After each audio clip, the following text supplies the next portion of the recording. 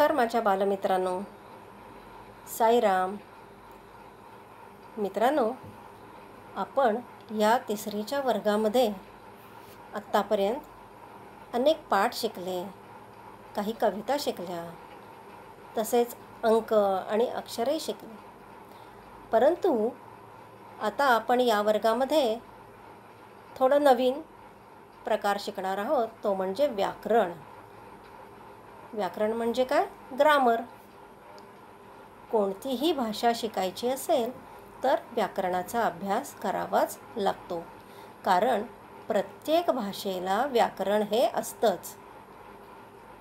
आपण आता मराठी भाषेचा अभ्यास करतोय, म्हणून मराठी भाषेतले व्याकरण शिकणंही आपल्याला गरजेचं आहे. आता तुम्ही इंग्रजीतही व्याकरण शिकलेले आहात, जसं noun, pronoun, verb, adjective, gender, singular plural, बरोबर ना? मग हे इंग्रजीमध्ये जे तुम्ही जेंडर हा प्रकार व्याकरणाचा जो शिकलेला आहात, त्यालाच मराठीमध्ये लिंग असे म्हणतात. जो तुम्ही जेंडर हा प्रकार शिकला त्यालाच लिंग असे म्हणतात. आता लिंग म्हणजे काय, किंवा लिंग कसं ओळखायचं, किंवा लिंग कशाला म्हणायचं, याबद्दल आपण माहिती करून घेणार आहोत. पहा बरं, एखाद्या शब्दावरून तो शब्द पुरुष जातीचा आहे की स्त्री जातीचा आहे हे आपल्याला कळते, त्यास लिंग असे म्हणतात.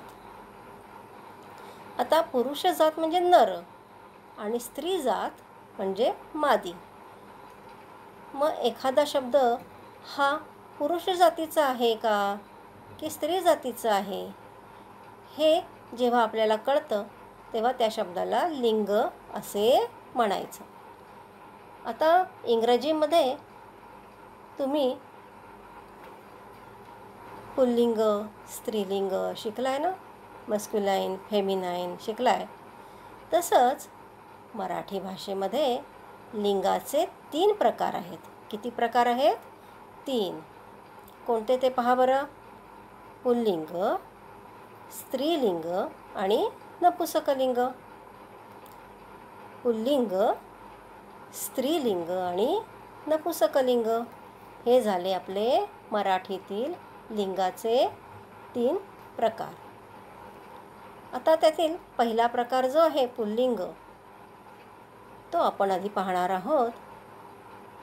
इथे पहा बरं, एका मुलाचं चित्र दिसतंय तुम्हाला. यावरून लक्षात येईल तुमच्या की हे पुल्लिंगाचं उदाहरण आहे. आता पुल्लिंग कशाला म्हणतात, किंवा पुल्लिंग म्हणजे काय, ह्याची आपण व्याख्या पाहणार आहोत. व्याख्या म्हणजे काय? डेफिनिशन. तर पुल्लिंग पहा बरं, एखाद्या शब्दावरून जेव्हा पुरुष जातीचा बोध होतो तेव्हा त्या शब्दाला पुल्लिंग म्हणतात. आपण अजून एकदा पाहूया. एखाद्या शब्दावरून जेव्हा पुरुष जातीचा बोध होतो तेव्हा त्या शब्दाला पुल्लिंग असे म्हणतात. आता याची उदाहरणं पहा बरं. उदाहरणार्थ मुलगा, बैल, सिंह, मामा, आणि सुद्धा काही आपण यामध्ये उदाहरणं सांगू शकतो, तसं बाबा, आजोबा किंवा वाघ, हत्ती, बरोबर ना? आता आपण पुढील प्रकार म्हणजे स्त्रीलिंग हा प्रकार पाहणार आहोत, त्याची व्याख्याही पाहणार आहोत. पहा बरं, इथे एका छोट्याशा ताईचं चित्र आहे. याचा अर्थ हे स्त्रीलिंगाचं उदाहरण आहे. आता स्त्रीलिंग म्हणजे काय? एखाद्या शब्दावरून जेव्हा स्त्री जातीचा बोध होतो तेव्हा त्या शब्दाला स्त्रीलिंग असे म्हणतात. एखाद्या शब्दावरून जेव्हा स्त्री जातीचा बोध होतो तेव्हा त्या शब्दाला स्त्रीलिंग असे म्हणतात. उदाहरणार्थ मुलगी, गाय, सिंहीण, मामी, तसंच आपण काकू, आजी, ताई ही सुद्धा काही आपल्याला उदाहरणं माहिती आहेत. आता लिंगामध्ये तिसरा प्रकार काय आहे? नपुंसकलिंग. बरोबर. आता नपुंसकलिंग काय आहे ते पाहूया बरं. त्याची व्याख्या पहा. नपुंसकलिंग म्हणजे एखाद्या शब्दावरून जेव्हा ते पुरुष जातीचे की स्त्री जातीचे हे समजत नाही तेव्हा त्या शब्दास नपुंसकलिंग असे म्हणतात. एखाद्या शब्दावरून ते पुरुष जातीचे आहे की स्त्री जातीचे हे समजत नाही तेव्हा त्या शब्दाला आपण नपुंसकलिंग असे म्हणतो. उदाहरणार्थ मूल, वासरू, लेकरू, पाखरू. आता हे लिंग कसं ओळखायचं हे आपण पाहूया. आता इंग्रजीमध्ये तुम्ही ही, शी, इट हे शब्द तुम्हाला माहिती आहेत. तर ही म्हणजे तो किंवा हा. मग पुल्लिंगाचे शब्द जेव्हा आपण पाहत असतो तेव्हा तो किंवा हा हे शब्द वापरतो. तेव्हा कोणत्याही शब्दाबरोबर आपल्याला जर तो किंवा हा शब्द आहे हे लक्षात आलं की समजायचं ते पुल्लिंगाचं उदाहरण आहे किंवा तो शब्द पुल्लिंग आहे. आता दुसरा शब्द आहे शी म्हणजे ती किंवा ही. याचा अर्थ स्त्रीलिंगासाठी हे दोन शब्द आपण वापरले जाऊ आणि हे दोन शब्द जेव्हा असतात तेव्हा त्या शब्दाला स्त्रीलिंग असे म्हणतात. आता खाली आहे इट. ते किंवा हे. जेव्हा नपुंसकलिंग आपण वापरतो तेव्हा तिथे ते किंवा हे शब्द वापरलेले असतात. तर आत्ता आपण पुल्लिंगाची व्याख्या शिकली आणि ते कसं ओळखायचं हेही आपण आता शिकलेलो आहोत. पहा बरं त्याची व्याख्या परत एकदा आपण पाहूया का. एखाद्या शब्दावरून जेव्हा पुरुष जातीचा बोध होतो तेव्हा त्या शब्दाला पुल्लिंग असे म्हणतात. आता त्याची काही उदाहरणं आपण पाहणार आहोत. त्यातलं पहिलं उदाहरण पहा बरं कोणतं आहे. आता हे कोणतं चित्र दिसतंय तुम्हाला? घोडा. इथे काय लिहिलंय? हा घोडा आहे. याला आपण इंग्रजीमध्ये काय म्हणतो? हॉर्स. आता ही घोडा म्हणतो का आपण? नाही. हे घोडा म्हणतो का? नाही. मग हा घोडा आहे. याचा अर्थ इथे आपल्याला पुरुष जातीचा बोध होतो म्हणून हे पुल्लिंग याचं उदाहरण आहे. आता आपण पुढील एक उदाहरण पाहणार आहोत. इथे काय आहे चित्र? तुम्हाला तर माहितीच आहे. कांदा म्हणजे ऑनियन. तुम्ही स्वयंपाकघरात आईला कांदा चिरताना बऱ्याचदा पाहिला असेल. कांदा चिरताना डोळ्यातून पाणी येतं आणि मग तुम्ही आईला म्हणता की इतकं पाणी येतंय डोळ्यातून तरी का बरं चिरतेस कांदा? तेव्हा तो कांदा किंवा हा कांदा असं म्हणता ना तुम्ही? का ती कांदा किंवा ही कांदा म्हणता किंवा ते हे असं म्हणता का? नाही. तर हा कांदा आहे किंवा तो कांदा आहे असं म्हणतो. कारण कांदा हे पुल्लिंगाचं उदाहरण आहे किंवा यावरून आपल्याला पुरुष जातीचा बोध होतो. आता आपण पुढचं चित्र पाहूया बरं. हे आहे काय आहे तुम्हाला माहिती आहे? पाऊस. काय लिहिलंय आपण इथे? तो पाऊस आहे. आता तो पाऊस आहे. आत्ता तुम्हाला पावसाळा चालू झाला आहे तर पावसात भिजायची खूप इच्छा होते ना. मग त्यावेळेला तुम्ही काय म्हणता? तो पाऊस आला. असं म्हणता का ती पाऊस आला म्हणून? नाही. ते पाऊस म्हणता का? नाही. तर तुम्ही तो पाऊस आला, तो पाऊस आहे असं म्हणता. तेव्हा हे सुद्धा एक पुल्लिंग याचं उदाहरण आहे.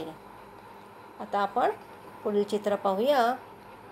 हे आहे एक चित्र डोंगर. कशाचं चित्र आहे?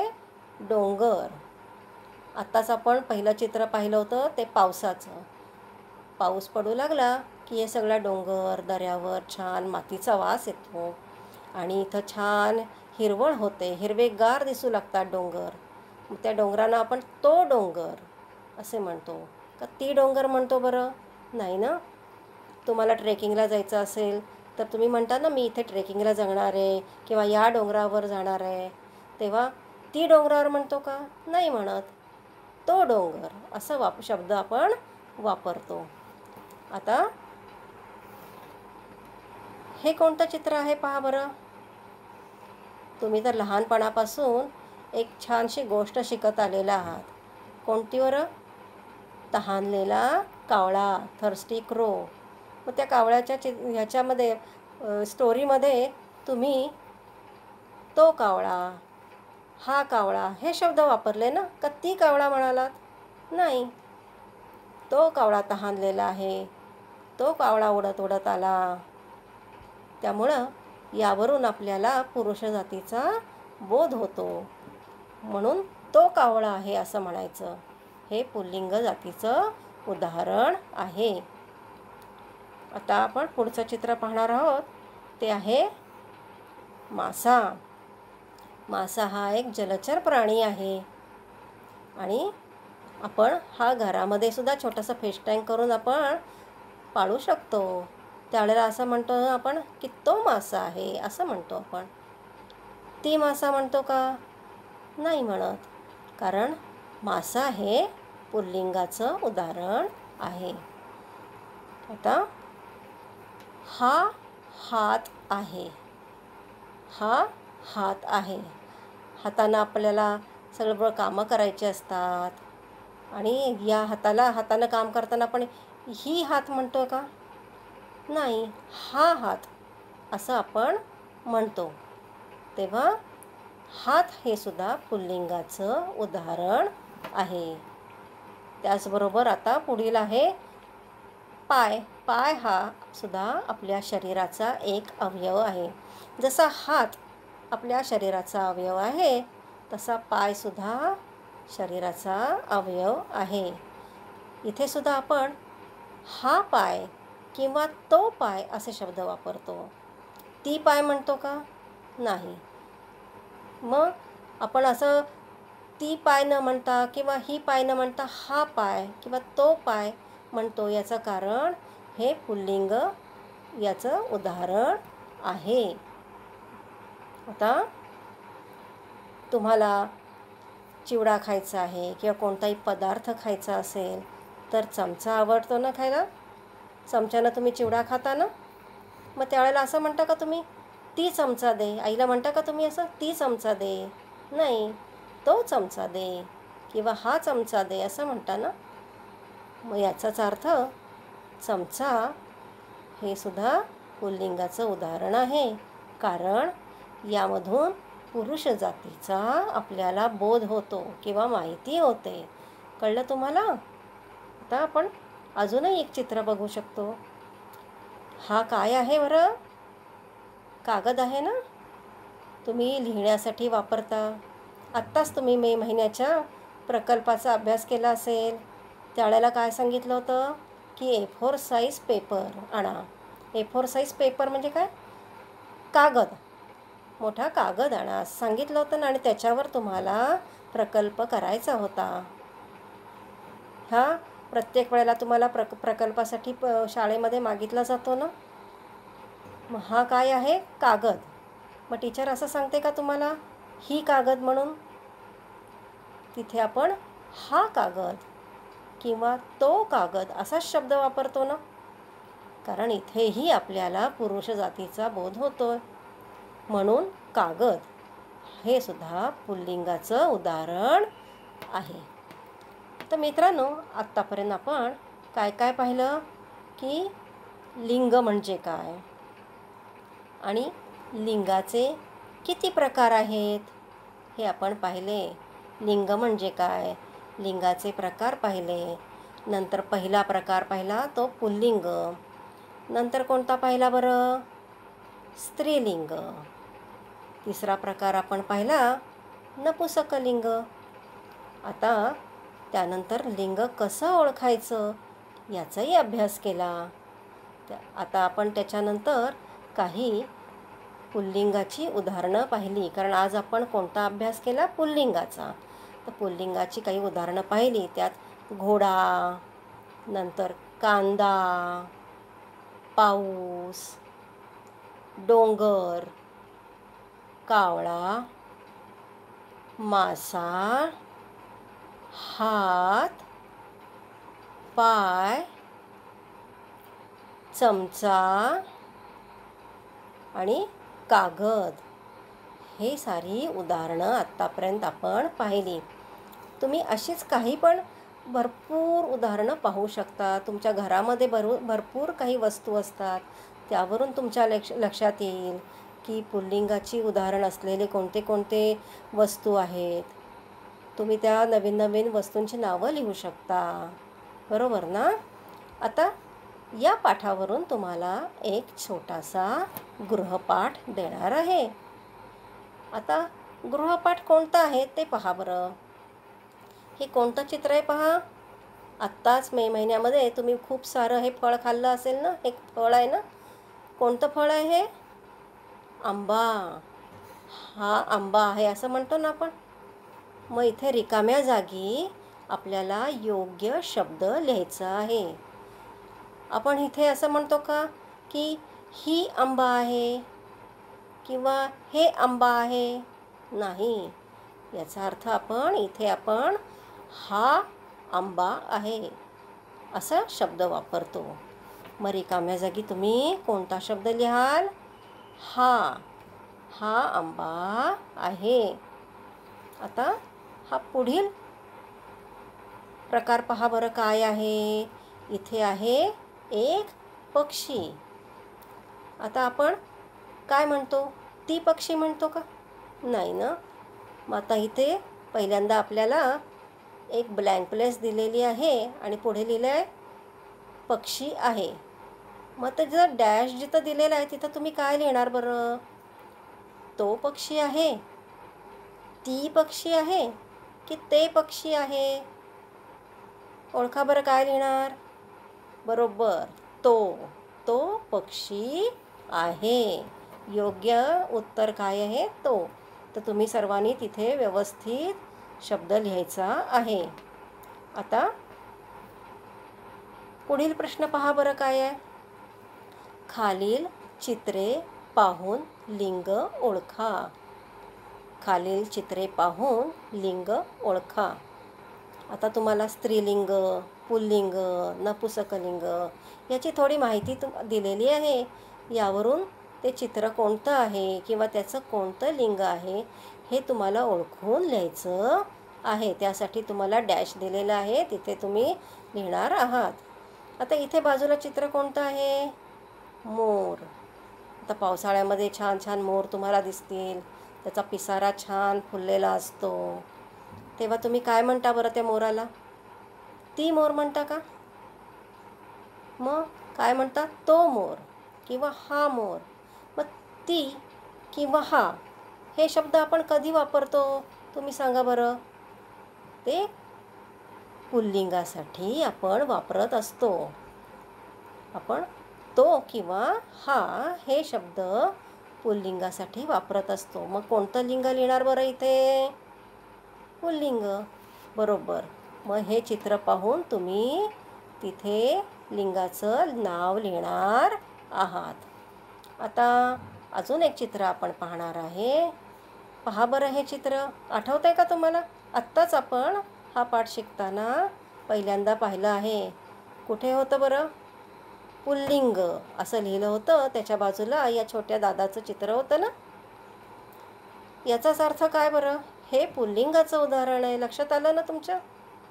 आपण तिन्ही लिंग शिकली आता. त्यातली पुल्लिंग, स्त्रीलिंग आणि नपुंसकलिंग यापैकी हे पुल्लिंगाचं उदाहरण आहे. तर इथे तुम्ही योग्य शब्द लिहिणार आहात. लक्षात आलं ना तुमच्या? आता अजून एक छोटासा तुम्हाला गृहपाठ आहे, म्हणजे होमवर्क आहे. पुल्लिंग असलेले 5 शब्द लिहा. पुल्लिंग असलेले 5 शब्द लिहा. आता तुम्ही आत्तापर्यंत खूप सारी उदाहरणं बघितली किंवा गृहपाठामध्ये पण काही चित्रे पाहिली. तसेच घरामध्ये सुद्धा तुम्हाला खूप काही अशा वस्तू सापडतील की जे पुल्लिंगाची उदाहरणं आहेत. आता तुम्ही सुद्धा त्यातलीच काही नवीन नवीन शब्द शोधून पुल्लिंगाची जी उदाहरणं आहेत त्यापैकी 5 शब्द तुम्हाला लिहायचे आहेत. आणि हा गृहपाठ तुम्ही कुठे करणार बरं? तुमच्या मराठीच्या वहीमध्ये. आणि जेव्हा आपली शाळा चालू होईल तेव्हा हा सर्व गृहपाठ माझ्याकडून चेक करून घेणार आहात. तेव्हा कोणता कोणता गृहपाठ आज आपण पाहिला बरं?